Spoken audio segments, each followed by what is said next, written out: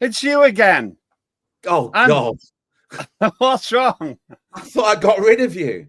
Bad penny time. Bad penny time strikes again. I thought you were out of the country, but here you are again. Absolutely. How have you been? I've been really good, thank you. I have not been traveling this last week, which is wonderful. And a friend and I have decided to set up a little antique shop, which is a new project. And it's been really good fun. We've been like sourcing items for it at different auctions. And we've had a good first month, I have to say. We've actually made some money, Lembit, which is a nice bonus. I know. That's the last thing you need. I can give you some antiques. My clothes. No. We have a kind of a style behind our antiques. They have to be at least fashionable and have a certain value, Lembit. So I'll pass if it's okay with you. War on want for me then. Welcome if you're watching. I'm Lembit Öpik, if you didn't know that already. And this gentleman here is Mark Oaten, and you definitely didn't know that already. So it's good to be able to remind you. And welcome to Lib and Let Die, the last vestige of the good old days of the Liberal Democrats, replaced now by this wet conservative blancmange vanilla sky excuse of a party, which Mark Oaten's still a member of. What on earth was that all about? I thought we were going to talk about the Tory party conference this week. Yeah, I know, but I mean, what's the difference between the Tories and the Lib Dems? Oh, for goodness sake, come on. I mean, one party's got 72 seats and is on the way up.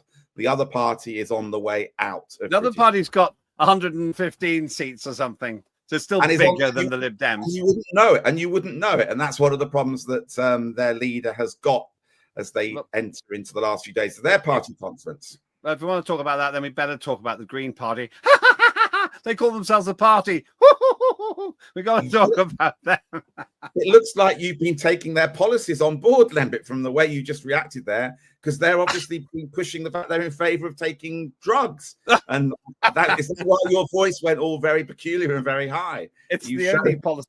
It's the only policy I agree with them on, actually. Then, rather more seriously, this Manchester attack that occurred recently, where some horrible scum who actually got shot dead killed people by the looks of it for the sake of their religion. I think the Labour Party's made an enormous mistake on that. We'll explain that later. As has Gary Neville. Have you seen what he's been talking about? I'm with Gary Neville on this. I mean, I didn't support him as a footballer, but I do think that he is coming in and speaking some good plain sense. And what I like about Gary Neville, and we can talk about it a little bit later on, is that he is talking the kind of language that the right talk, but he's talking it from a perspective of the left. I like what he's doing. Of course you'd agree with Gary Neville, because I don't. You're so contrary these days. If I'd said I was in favour of Gary Neville, you'd have said you're against it. All right, well, here's the controversial one. What about Tony Blair's appointment to oversee the peace process and the rebuilding of Gaza? We need to talk about that. And finally, I'd like to talk a little bit about our future king, Prince William. I don't know if you saw it, Lembit. He gave a wide-ranging interview setting out what a William monarchy would look like. E-bike-tastic. Yeah, scooter-tastic. Not the look I want from my monarch, but there we go. And I'm a royalist. And I suppose you're going to want to talk about television, because you, as a man of leisure, have got the time to watch it. I have a great one this week, which everybody will have heard of. And it's not at all controversial, but it features one of the most disgusting, repulsive characters on television, who at the same time is lovable. Oh, it's a documentary about the Lib Dem conference, then. Oh, fine. I set you up beautifully for that, didn't I, Lemon? And what just keeps us a little bit with your one, then. Well, I'll give you a clue. It's all about rather dubious escapes. You'll see about that later. That we've discussed before, actually, on our show. But you'll have to find out the rest later. I'll be interested to know if you know the show. It was one of those late nights when I came across a box set and I watched the lot. It was pretty good. I suppose we better start with the other great drama, somebody say comic drama, which is the Tory party conference, which has been just everything that you would expect it to be, which is pretty much nothing. Somebody described it to me as a bicycle without a chain, basically pedaling hard and going nowhere. I mean, here it is, Tory conference branded like a wake with rows of empty seats at Key Speech. And I think I'll just carry on with this one. Mel Stride made one of the key speeches. Look at that. Look at it. it's even the Lib Dems are more popular than that in their worst days. It's unbelievable. Isn't it? That is, those images are extraordinary, and it speaks volumes. And as you say, it does remind you a little bit of the days when the Lib Dems were struggling. But that image says it all. And that's what the green benches on the Tory side in Palms are going to look like in a few years' time as well. I mean, it really is a symbol for the problems they've got. Yeah, one health warning. That could have been 10 a.m. on Sunday morning after a heavy night. So it's possible that they were very selective when they took it. You could just about take photographs like that at any conference if you chose the right moment, and it'll be Amendment 4 on the washing and draining board sustainability bill or something, or the party's view on custard or something. And then that's a very, very important issue for many people in this country, and I'm surprised you're belittling it in that way. Anything yellow, you're in favour. Anything yellow, exactly. Just like the Lib Dems and their courage. You're a cold or you're a hot custard? Do you take it hot or cold, Lembit? Well, if it's made at home, it's got to be bird's eye and it's got to be hot. If I buy it in a tin, ambrosia, you can eat that cold. The perfect answer. If I'm in a restaurant and I've got a hot pudding, I like it cold on top, but it normally shocks the waiter or waitress, I have to say, when I do that. So we agree. I'm sure you do shock the waitress towards the end of the evening. But it's interesting. We agree with the dessert, but the starter is still rather tart, which is the Tory conference. Are they really as bad as it seems? Because I have to tell you, I've been to Tory conferences and various fringes. You probably did the same thing from time to time. And it used to be buzzing. It used to be old, but it used to be buzzing. It seems to me they've absolutely fallen to bits. In fact, very recently, the lady who stood for the Conservatives in an area near me, she just announced she's just defected to Reform. She would have won if it hadn't been for Reform, because Reform ate so much of the Tory vote, the Lib Dems got in. But she's actually left the Tories. You hear this right, left and centre. Somebody I know, Keith Prince, who is actually a Greater London Assembly member, has joined Reform. And that means they're a group of two, but a group. Now, he had a pretty promising career in the Tories, but he's left. It does seem to me that this conference is just irretrievably difficult. It is like a wake. I mean, look, I think it says it all that we actually ended up preferring to talk about custard than we did for the Conservative Party conference. But they do struggle also, and they've always struggled from this, that they are the last conference in the season. So by the time the journalists have dragged themselves around from Lib Dems, Green, Reform and Labour, and they get to the Tories, they're completely hungover, completely exhausted. There's a really grumpy press pack. And it's always difficult to be the last conference. But as you say, Lembit, this one has been particularly bad. And I think that this could very well be the last conference that Kemi is leader for. Because as I understand it, the rules mean that you can't challenge her until she's been leader for a certain period of time. But by mid-November, it would be possible to submit letters in to the chairman of the 1922 committee. And as our listeners and viewers will know, that is the trigger for a leadership election. I didn't think it would be possible. This could get so bad, but I think it is going to be this bad. The only thing that could possibly save her, in my view, is that any potential contenders would rather that she takes the hit for next May local election defeats and that she goes then rather than now.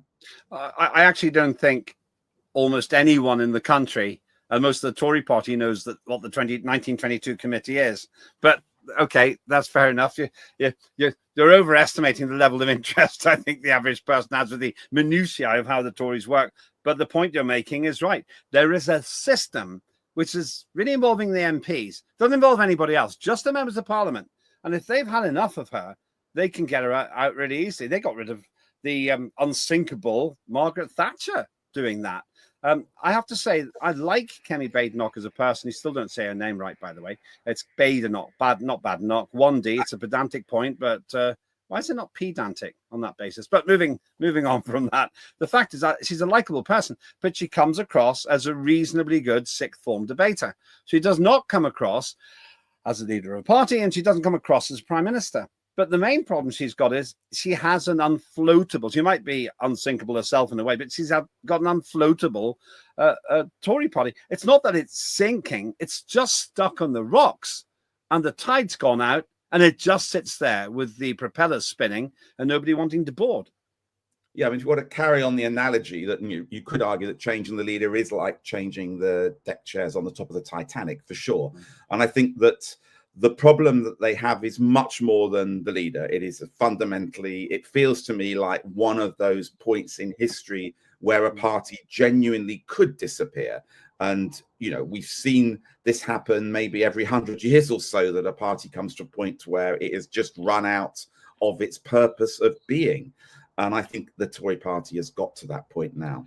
There's danger there, and let's not divert into reform too much. But then the obvious thing will happen.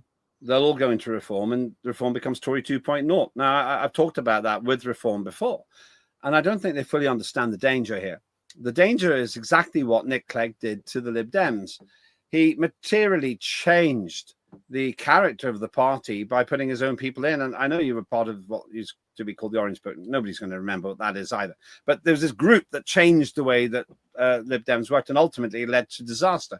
I think that there's a danger that the Tories, and I do think they've run aground. No one's really sinking, but they can walk off there onto the good ship reform. And if they all get onto the good ship reform, they virtually constitute the new crew. And I think that Nigel Farage's got to be careful there. It's called entryism. It's got a name. And if they all go across, then we got this new Tory party. And let's say 100 of the Tory MPs said, right, Conservatives are over, we're all going to reform. Then Nigel Farage has got a problem, not least because the public will twig that this is actually an old wolf in wolf in sheep's clothing. I think you're absolutely right, but I think Farage is smarter than that. I think he sees that risk, and that's why he would probably end up saying no to a few individuals. He's made it very clear, for example, that Boris Johnson wouldn't be welcome in reform. He knows acutely that if he's going to take votes off Labour as well, which is really important to him, then reform must not be seen as just a new Conservative party. But also, I think that some of those some of those Conservative MPs or some of those Conservative voters, for sure, are not going to want to rush to reform. I think the Lib Dems will also be the beneficiary of some of them coming over, because the Conservative Party, as you know, is split.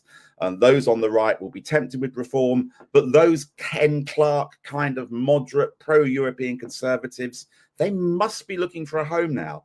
And that home is not reform, it's not Labour. That should be the Lib Dems that they go to. Well, yeah, I think actually I agree with you on that. I think that there's a good chance that that's exactly what's going to happen. I don't see anyone really going across from Tory to Labour, but they'll go to reform and they might go to the Lib Dems. That's to some extent what happened, but let's not oversell this. The Lib Dem vote wasn't good in the 2024 election. The result was good, but the vote wasn't. They actually came behind reform. And I just don't really see there's any comparison between what Farage is offering and what Ed Davey is offering. Farage is offering a serious attempt at sorting out our borders, a serious attempt at scrapping net zero, a serious attempt at making Brexit work. The Lib Dems offer the opposite of all those three, and Joey the Clown is the leader. Yeah, but if you think of yourself from the perspective of a Conservative Party member who has been on the moderate side of the Conservative Party, you see your party disappearing, but you don't want to join reform. So where else do you go? You are homeless to some extent. So that's why I think that the Lib Dems will pick up some of those. But one thing we can probably both definitely agree on is that none of those Conservative waverers will be going to the Green Party, particularly after the party conference that they had this week. I mean, it was this Polanski, who's the new charismatic leader. I think he ran into the conference, did he? Maybe he's trying to give Ed Davey a good run for gimmicks and stuff like that. But then, of course, they came out with what is going to be a vote-losing policy for many people, and that is legalizing virtually every single drug that you can get your hands on, as far as I can tell. That's about the only policy that I've been sympathetic to. Maybe my view is a bit different now I've got children. But certainly if you'd asked me 5 years ago, 10 years ago, I'd have said legalize and regulate. That's still what I would do. I would say you can't ban addiction with a law, because addiction isn't something which you can prescribe or unprescribe by punishment. That's by the definition of it. An addiction. An addiction does you harm, and you don't really care about the harm because you just can't resist it. So I would be, ironically, inclined to say we could legalize and regulate drugs, because then the bottom falls out of the illegal market. What makes pushers push is that once they get you hooked, then they're also your customer. If, on the other hand, you're addicted and you can get heroin on prescription, as was possible in this country till around 1973, Misuse of Drugs Act, then the market declines. There were only about 2,500 recorded heroin addicts in 1973. Now there's something like 200,000 because we've created a market. That's the irony about it. But everything else they're doing is a massive joke. Polanski, he says, we welcome all the migrants. I haven't read the memo, pal. That's not going to get you a lot of votes. That means Reform's not going to vote for them. The Tories aren't going to vote for them. No, Labour's going to vote for them. Maybe some Lib Dems will vote for them on both of those policies. And then its whole attitude, it's gratingly superficial. I think somebody I know would describe him as having a shallow consciousness. Does he persuade you? No, look, I'm not persuaded, but I think that there may be an interesting group of the electorate that you're forgetting, Lembit. At the next election, 16-year-olds will be able to vote for the first time ever. That actually means that out there, 13-year-olds now are going to be targeted by politicians, because by the next election, they'll be 16 and able to vote. So I suspect that the Greens have had a really strong pitch towards those 16-year-old voters and to student voters as well. And that's where perhaps this drug policy will... Yeah, that's very patronizing, though. You know yes, I think so. I understand, and you can see it if you ever go to a pub. If you can afford to go to a pub, I can't. But if you go to a pub, you get fewer young people there. Drinking amongst young people's gone way down. I don't know what they're doing in terms of drugs, but I get the feeling that there are rather more clean living than our generation, so they won't look like us at our age. But once again, a lot of them are going to reform. That is also true as well. But where are the Green voters going to come from then? And it does seem that he has to pitch at that younger demographic. By saying that he's going to legalize drugs, saying he's going to welcome more migrants, he certainly is going to be alienating the over 50-year-old vote. That's for sure. So I think his pitch is towards those younger people. But just on the drugs issue, I think I've changed my mind on this one. Last week, I confessed to changing my mind on ID cards. I used to be in favor of legalizing drugs. In fact, the Lib Dems back in Paddy Ashdown's day had it as a policy. I remember the press headlines after he introduced it. It was Paddy's party goes to pot. And it did us huge damage at the time. Look, I think it's an oversimplification to say that if you regulate and you have a system in place that means that it is acceptable, you get rid of the pushers, you get rid of the black market. I'm not entirely convinced of that anymore. I think what you do is you make it acceptable. And just as we have had with cigarettes and tobacco, for example, which is legalized, you've created a black market, which is huge for individuals still trying to get cheaper cigarettes. And there's a lot of crime connected with that. I can see the same thing still happening if you legalize drugs. There would still be people undercutting the market, and you'd still have that black market and that dangerous link to gangs and to crime, which is linked to those people selling drugs. Yeah, to paraphrase a Labour comment about the Lib Dems in the Oldham by-election, you're soft on freedom and high on authoritarianism. That's your problem now. You become some sort of a conservative junkie when it comes to this. I remember the days when you used to be, these two words you may not remember, a liberal Democrat. But like your party, you've walked away from it all now. So, well, now I think, young people are too stupid to do this. So, I suppose you wouldn't give young people the 16-year-old vote either now, because honestly, if they can't judge on drugs, why would you let them judge on who's going to run the country? Which is pretty smart if you think about it, because I think a lot of the 16, 17-year-olds are going to reform. But the fundamental point I've got here about the Greens is it's really ironic. I'm arguing for the Green policy on drugs and you're arguing against it. But the fundamental problem is on everything else, they're screwball. They want to ban flying, essentially, or close to it. They want to ban large motorbikes. They want to ban all kinds of things which are just normal life. And it's a weird thing. They don't have any limit on how many children you can have. Anytime I meet a Green voter who has 3 children or more, I say, but you're creating the biggest pollution there is. More people. Well, they won't talk about that. And they thought, well, that's not right. It's a human right. Oh, it's a human right to have as many kids as you want, but woe betide the person who takes his family to Torremolinos for a week every summer. And what about little Greta Thunberg? She's got a fair number of air miles racked up there. She doesn't sail everywhere. This is the problem. The fundamental reason, and I have to tell you, in 1989, I thought about joining the Greens. And then I realized they're a pressure group. Yeah, it was between the Lib Dems and Greens. And Paddy Ashton convinced me to join the Lib Dems. And at that time, I thought, absolutely right decision. I've never regretted not joining the Greens because I realized in 1989, at the tender age of 24, that they were just a pressure group, single issue pressure group. Now, to their credit, they have wagged the dog of the entire Western political world. But they've wrecked it too because there is no climate emergency. Did you know that all of the human emissions every year add 142,000th of CO2? That's the amount of CO2 of the atmosphere. All the CO2 is 142,000th of the atmosphere. And most of that's reabsorbed as well.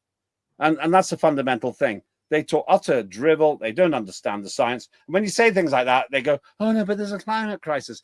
There's no climate crisis. You know, I saw an article on the television saying, oh, yes, well, the Alps are losing their glaciers because of global warming. And then I saw another article saying the Antarctic is gaining ice because of global warming. I mean, it's ridiculous. Thank you. I feel I've had some counselling. Is it over now? Is there any more? I finished. I realised I went on a bit. I'll be quiet later. If only this program wasn't recorded live, we could actually edit some of that rubbish out. But anyway, we have to keep plugging ahead and leave it in. On more serious notes than your blasting of the Green Party, the events in Manchester this... Would you ever vote Green? Would you ever vote Green? I've never voted Green, and I would never vote Green, no, because I believe in the politics has to be real. There are tough decisions that you have to make, and you have to be unpopular at times to achieve those things. And I don't think that the Greens understand sometimes the reality of running things, and we're seeing it in some of the councils that they run up and down the country as well. I did vote Green once. Really? Yeah, in 1984 or 5, and as an MP. It must have been 84. Not when I was an MP. So when I was a student. It was a local government vote, and I went to the place, and I was going to vote whatever the SDP alliance was at the time, and then what happened was I met the Green candidate. I thought, oh, he's really nice. I voted Green. One time. But at least I speak from authority. Go on. Is this the only time you've not voted for the Lib Dems? That's a different subject. Okay. We will revisit that at some other time. But look, can we talk about something much more painful? Manchester? Horrible. At so many different levels, and I think that it was right that the country took note. I think it was right that the politicians made the comments that they did about what concerns me is the difference that we have in this country between understanding that you can be against what Israel is doing, but that doesn't mean you're anti-Semitic and you're against Jewish people. And they are two completely different things that are happening here. And I absolutely understand people want to protest against what's happening in Israel and the way the Israeli government are doing things. To muddle that up with these terrible attacks and assaults on Jewish people is just wrong. It's just wrong. That's interesting. Absolutely. Once again, this is very rarely happens. I'm agreeing with you for a second time in the same show. I know that history. Note this day. There'll be a blue plaque on our studio after today. On this day, Mark, Oaten, and Öpik actually agreed for the first time since 1997. But anyway, the reality here is the absolutely unforgivable stupidity of the Labour Party saying, well, you shouldn't be demonstrating in favor of Palestine because that's disrespectful to the Jews. Unbelievable. And why is it unbelievable? Exactly for what you said. Because when they say that, when who's in the picture there, Shabana, when she spoke, and we'll come to David Lammy in a minute, what she was saying was that opposing the problems that Israel's causing in Palestine is like criticizing the Jews. Yeah. It's unbelievable, unforgivable, because they're doing exactly the thing I say almost every single week on this station. Being a critic of Israel is not the same as being a critic or a slanderer of Judaism. Judaism is a religion. Israel is a country. It's like saying, well, if you opposed the illegal war launched by Tony Blair in Iraq, you must be anti-Catholic because Tony Blair's a Catholic. And what they've actually done is exactly what they said they didn't want. They're now saying you oppose the genocide in Palestine. You must be anti-Jewish because the Jews are doing it. And I can't believe we've got a government as irresponsible as to stir up exactly the religious hatred they say they don't want. And I find that unforgivable. Look at him, Starmer there.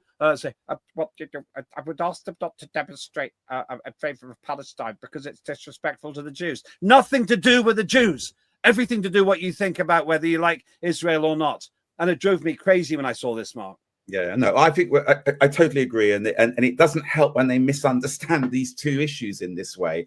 And what they're doing is fueling a hatred towards Jewish people, which I don't think they're doing it deliberately, but by default, they are encouraging that. And it's the wrong focus. It really, really is for doing that. Look, I mean, the other sad thing about what happened was, of course, two people lost their lives. And one of them lost their lives because the police shot that individual, albeit by trying to shoot the terrorist at the same time.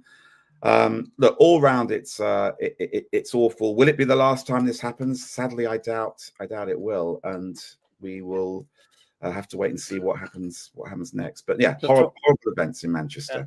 Just one word on it, though. That man there, David Lammy, showed his complete idiocy by going on about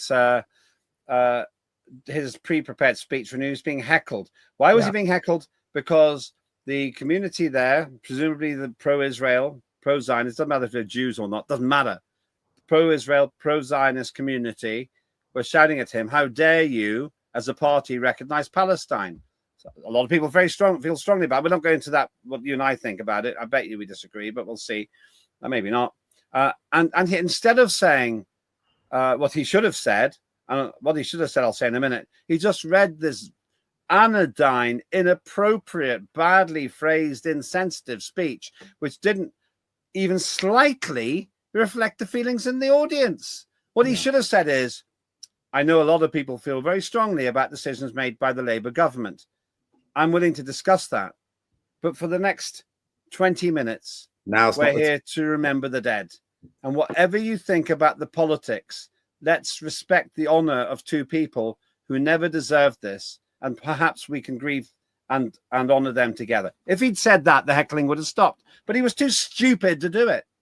He didn't read the room at all. But equally, I didn't think it was appropriate that he was booed and chanted it in the way that he was either on the other side.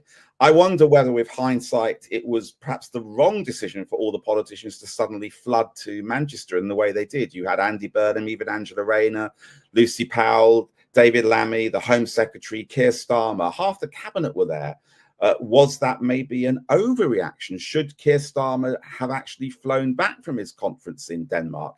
It's a difficult one because the politicians are so scared not to be seen to be reacting, but actually maybe their extreme reaction on this occasion wasn't appropriate in the community that they went to try and support. Yeah, but my view, Mark, is that Keir Starmer's response was anodyne and pointless, but probably neutral.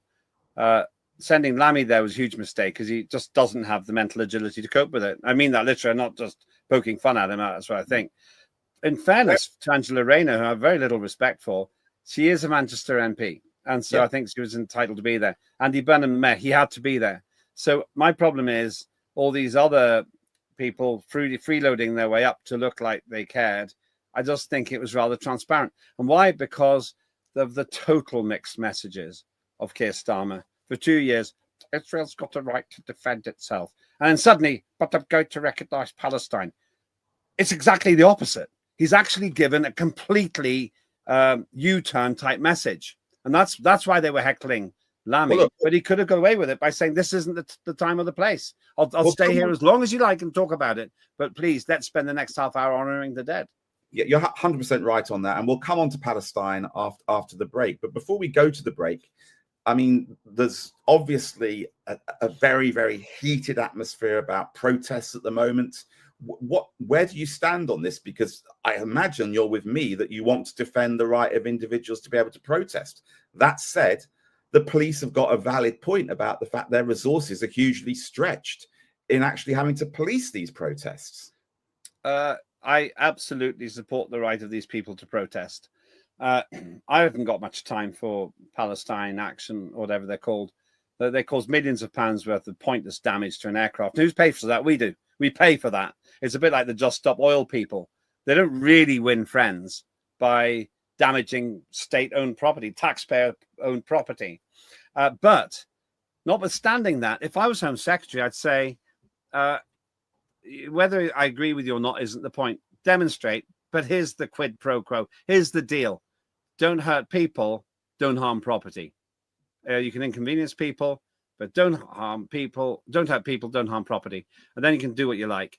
And if somebody said, do you agree with the Palestine Action people? Saying, personally, no, don't. I don't. But they shouldn't be a terrorist prescribed organization any more than Just Stop Oil should be. They're just indulge in criminal behavior, and they should be treated like that. And what I think has happened, Mark, is lots of middle class, well-meaning people who live in posh parts of London and elsewhere, they turn up now. They say this just isn't right, because there's a fundamental sense of decency in the British population. They're reasonable people, and they see this is totally unreasonable. And here's the irony. Here's the horrible irony, which you may or may not know. But the Home Secretary, Ms. Shabana, she's the one who's saying, oh, we've got to increase powers for cumulative impact. In other words, if you cause trouble and inconvenience, then the police have the right to ban you. Hold on a minute. If you go onto the internet, you'll find same Shabana campaigning on, wait for it, a pro-Palestine demonstration outside Sainsbury's, where she lay down, causing inconvenience for other people, or at least trying to, in 2014. So, in other words, she should arrest herself. This is the horrible irony. What did she think was going to happen? 11 years later, everybody would forget about it. That's the difficulty I've got with these clowns. I think that, again, you and I will both agree that while sometimes we have to support uncomfortable causes because we believe in the freedom of expression, we believe in the freedom of protest, it seems to me that this Labour government wants to clamp down on it, and they don't believe in that. And actually, I think that is dangerous, because you build up more and more resentment, and it leads individuals to take more illegal activity if they haven't got the ability to protest peacefully. So I think on this we're in agreement. But just final comment around all of this. Gary Neville has stepped into quite a bit of this debate in the last couple of days. Interesting, because the former football player turned pundit has made some quite strong comments, for example, about the fact that he's describing white, middle-aged, angry men as being the reason why so many flags have been put up. And what I think is interesting about Neville is that he is speaking very directly to a lot of followers, but he's coming at it from a perspective of being on the left of British politics. And he's articulating some of these things in the kind of controversial way that Nigel Farage would do from the right of politics. I quite like the way that Neville's going about this. Oh, no. You cannot be serious. Another sporting analogy. But anyway, go on. I have been absolutely appalled by his embarrassing monologue. As you rightly say, Gary Neville saying that he didn't like angry, white, middle-aged men who are putting up these flags. He doesn't. He said he doesn't see the point of why they're putting them up now. Now, I was talking about the Home Secretary, Shabana Mahmood, a moment ago. Now, at least she's a politician. Not a very good one, but she's a politician. This guy spent 20 years being a professional footballer. Now he can preach about middle-aged white men. That's self-loathing. That's what he is. He's been. I'm just on a ride. I don't know what. Maybe I shouldn't have gone to the Green Party conference. That's what's happening. No, just kidding, everyone, kidding, officer.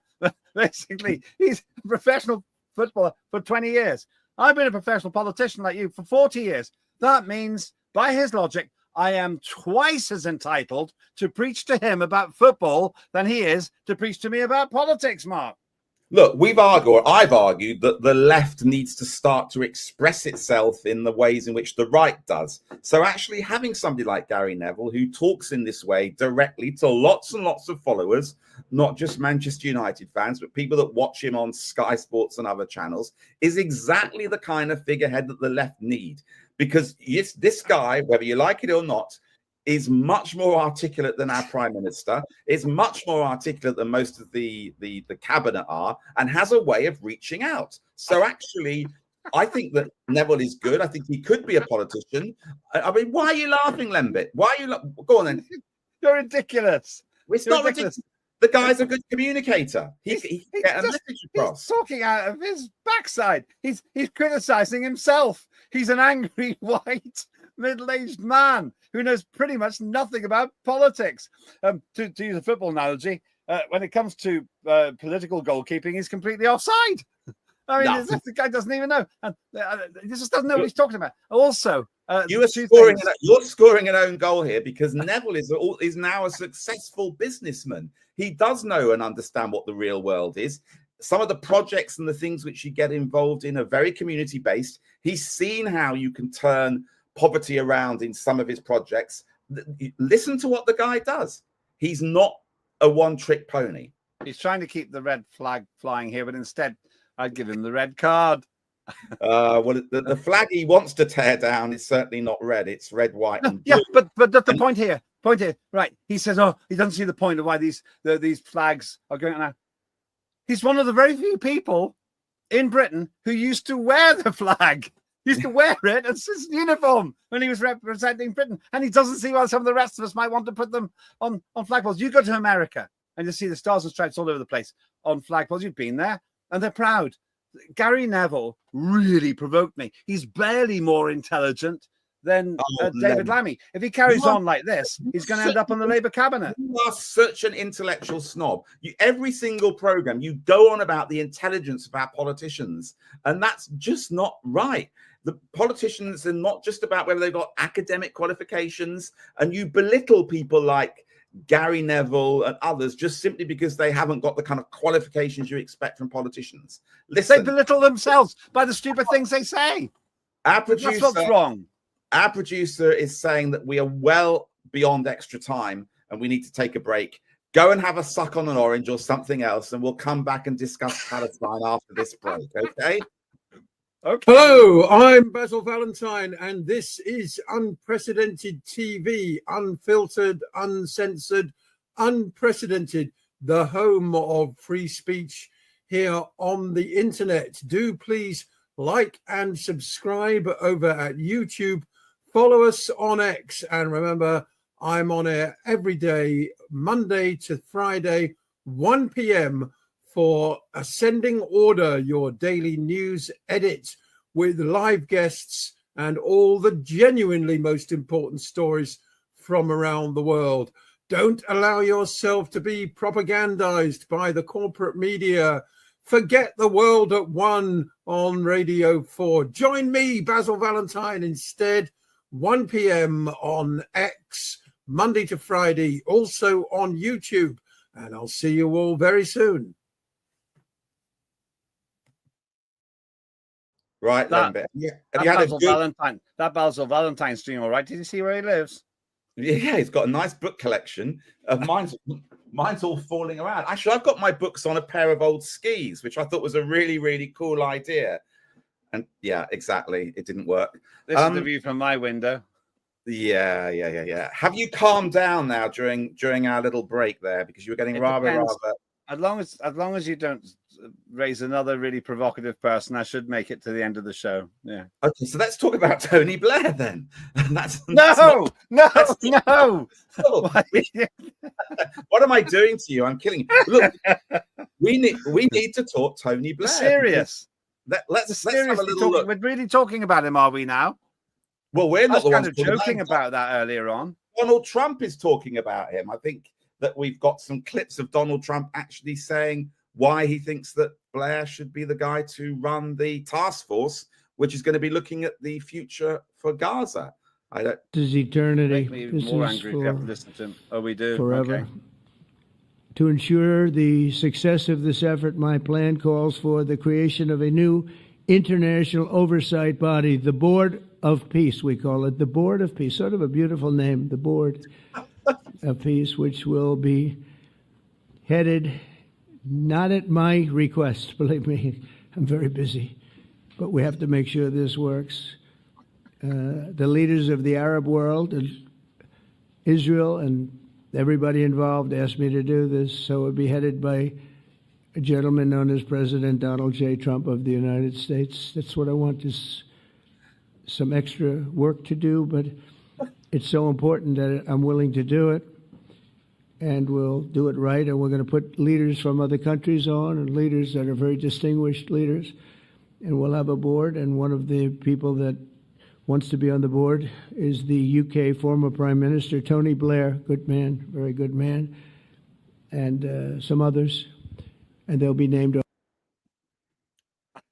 I mean, honestly, it is laughable, and it's a beautiful name, the Board of Peace, and I'm too busy to do it, but I'm still going to do it. I mean, it's incredible. However, having said that, fair dues, he's got to this point, he's brokered the peace, and he's got closest to anybody has in the last 2 or 3 years to being able to get to this point where we could see a possible outcome which will result in a settlement and a resolution to this terrible conflict. But for me, I think it's genius to bring back Blair. I have no issues with Tony Blair. I think that he's an outstanding politician. I'm surprised he wants to do it because it's an incredibly difficult situation to take on. But I suspect he wants to do it because he's still terribly obsessed by history. He's obsessed by his legacy. He knows that the legacy that he has is all around Iraq. And he is desperate to try and finish his political career with something which other people can say he did well. And that's why he would love to be able to help in this beautiful coalition of peace. You disagree, don't you? Which bit do you disagree on, Lembit? Trump or Blair? All of it. All of it. All of what you said about Blair. I actually think Donald J. Trump is the right person to head this up because he actually made Benjamin Netanyahu in the headmaster's office, the Oval Office, pick up the phone and phone Qatar and say, "I'm very sorry for bombing your country." Did you know that? He did that. He made Netanyahu phone Qatar in front of him. It's like phoning another schoolboy who you were bullying. I'm sorry. That's wonderful. It's a beautiful thing, beautiful thing. But Blair, I mean, look, the weapons of mass destruction now. So that's turning into Ed Miliband now. Never mind that. The point about it is he is going to go in there, as you actually agree with one thing. He's desperate to redeem his wretched soul from the lies that led us, and he knew they were lies that led us, you and me, to vote against him, because we were both MPs at the time, to be pariahed, to be accused of lack of patriotism, and then we were proved completely right. Blair will never live that down. Now, he might be a bit more popular if he wasn't also agreeing with the dreadful ID cards, which I know you agree with as well. Maybe that's why you've been hoodwinked into thinking Blair's a good person here. But he's got a miserable record when it comes to peace. And now, I don't dislike him as a person. I actually always got on well with him. But I'm not playing the man and playing the ball here. I would not put him in because I think he's authoritarian. And I just don't feel he's got that touch. Who would I put in?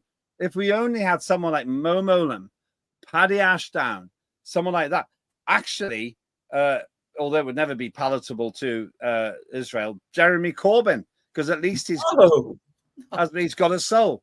But the problem with him is he's a bit too one-sided, people would say, and therefore he wouldn't have neutral respect. you have finally lost the bloody plot. If you're actually saying that Jeremy Corbyn will be better at resolving the situation in the Middle East compared to Tony Blair, you have lost the plot completely. Okay, so you think that Jeremy Corbyn?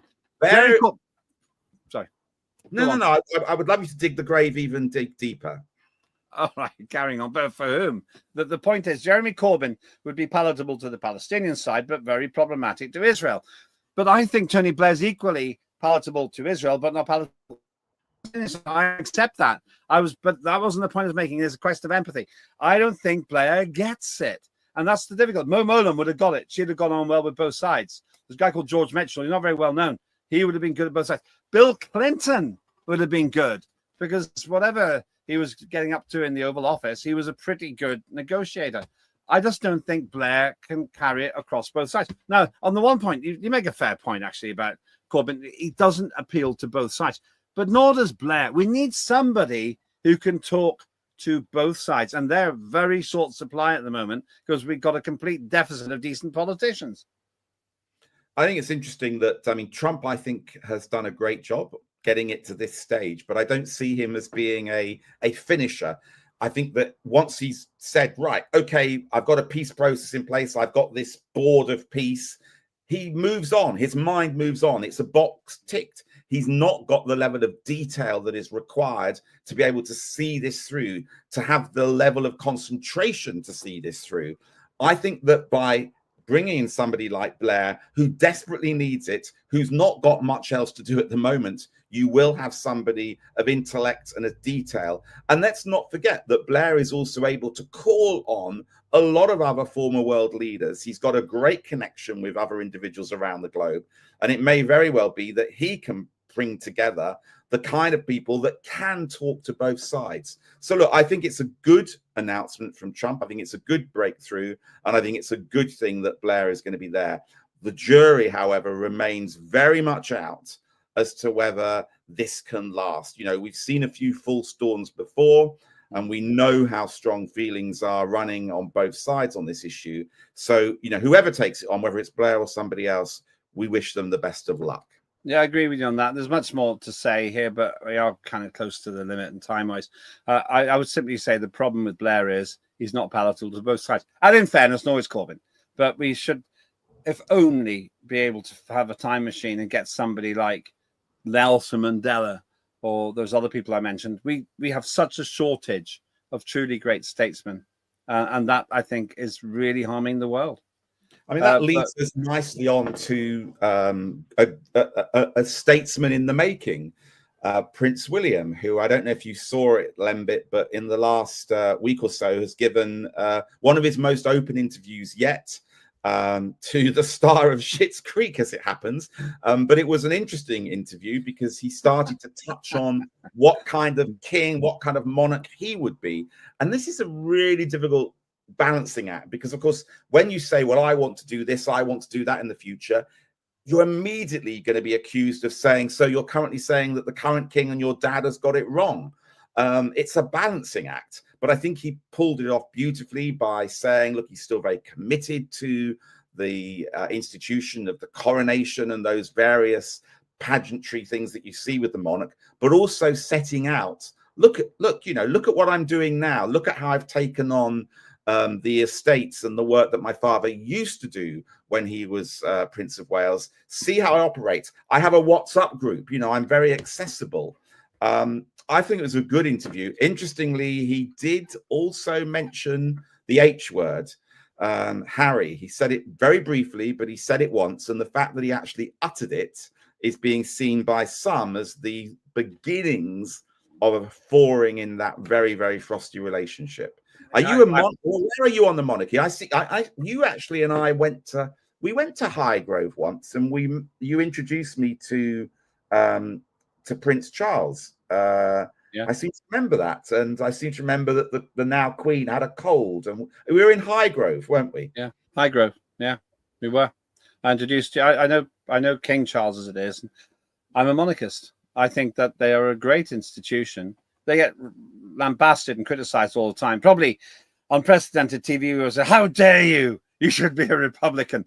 I'm a monarchist for pragmatic reasons. They are a very good ambassadorial operation. And whatever the intrigues behind closed doors in Buckingham Palace, they don't affect me. What does affect me is the fact that they present positively around the world. And I think King Charles is very, very good at that. And I have a lot of respect for him personally. I don't agree with his views on climate, but that's the policy distinction. In terms of the man, he sacrificed his entire life to public life. Oh, he's rich, you say. He's a prisoner. He's a prisoner. Always will be for the whole of his life.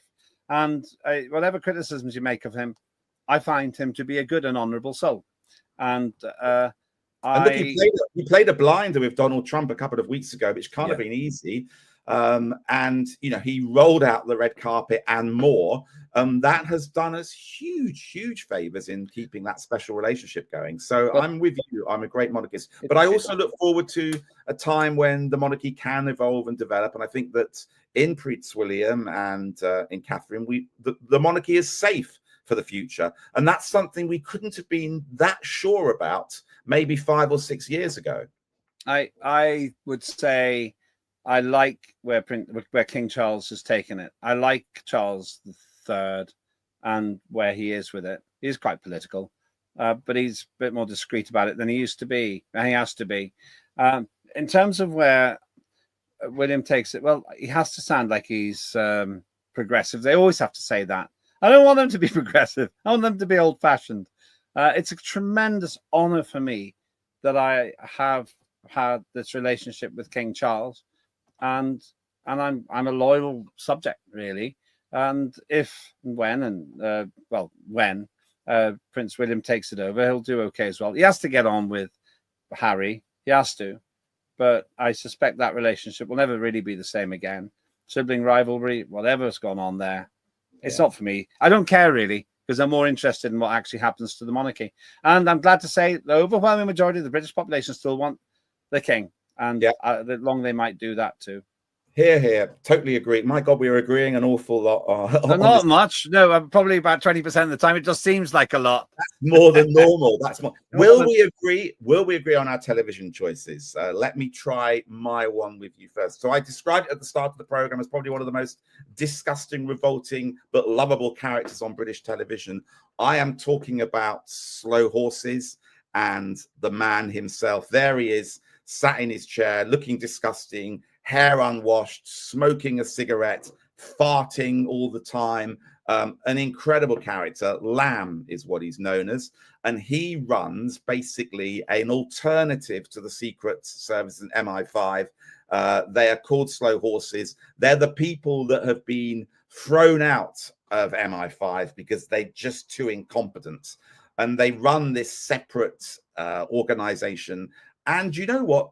Time and time again, although they're meant to be the incompetent outsiders, they end up being the ones that actually solve the crime. And this character is absolutely fantastic. He doesn't give a damn. He tells his staff to fuck off, to leave the office. He farts in cars and says, you better wind the window down. He's an alcoholic. He eats a terrible diet, treats everybody incredibly badly.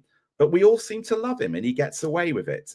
Slow Horses, thoroughly recommend it. I think we're on season 5 now. It's just started season 5. They're dropping an episode each week.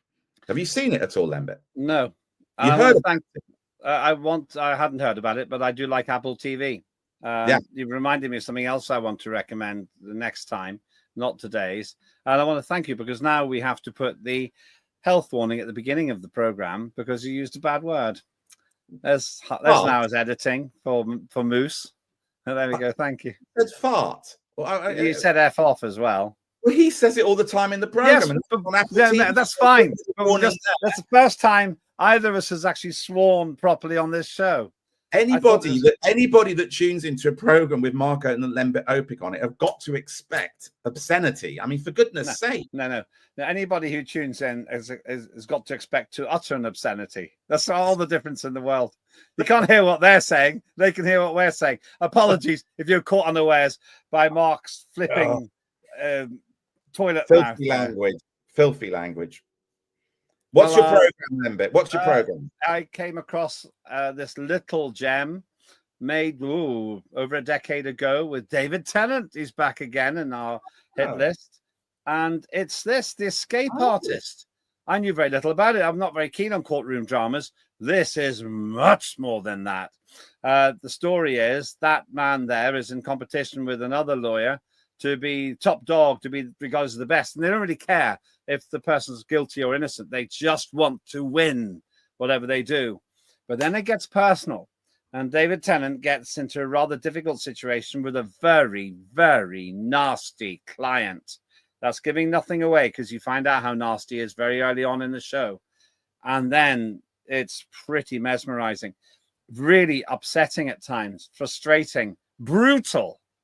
But it's very, very hard as Nail's watching. And that's what kept my attention. I watched the whole lot. It's actually in 2 parts, comes to about 3 hours. But afterwards, you're breathless.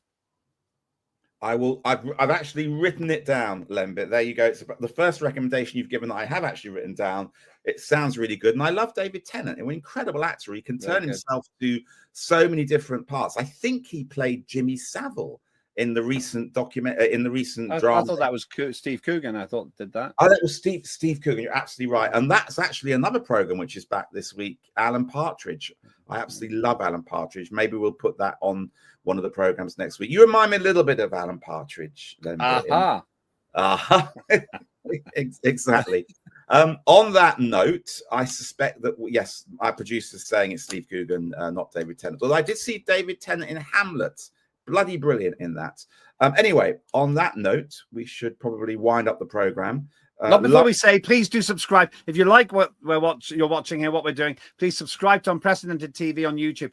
It doesn't cost you anything at this time. And then you get access to everything and you will love it. And it gives you notifications and everything else. And tell us if you want to see other things and tell us if you want some subjects as well. We are interactive, free speech and all that. But please, please, please subscribe to Unprecedented TV on YouTube. And follow me on X, for goodness sake. Every time I put an episode out of this, I lose followers. I mean, what on earth is going on? I'm blaming Lembit for that. Follow me on liberal, because they're libertarians. They were all me. They were all me. Lovely seeing you, Lembit. I'll see you next week when I'm sure there's loads more to talk about. Absolutely. And thanks very much for watching. I hope you enjoyed that. It's unfiltered, uncensored, unprecedented. I'm Lembit Öpik. And I was Mark Oaten. See you soon.